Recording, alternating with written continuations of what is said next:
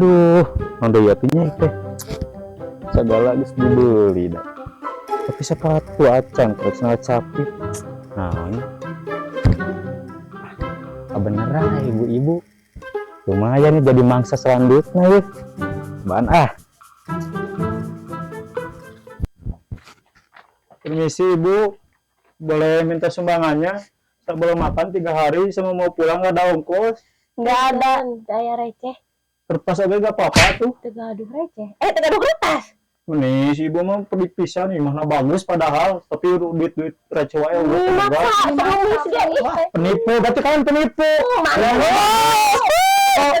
Jangan ngasih sama fakir miskin. Permisi.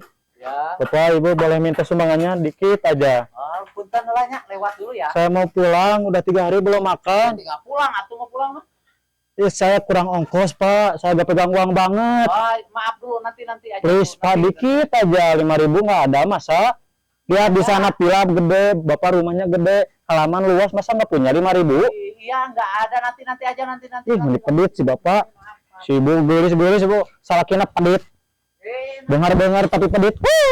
Pedit.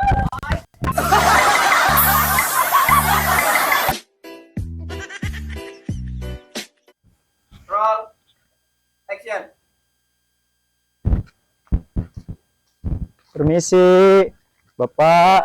Boleh saya minta sumbangannya sebentar, dikit aja. Mana itu?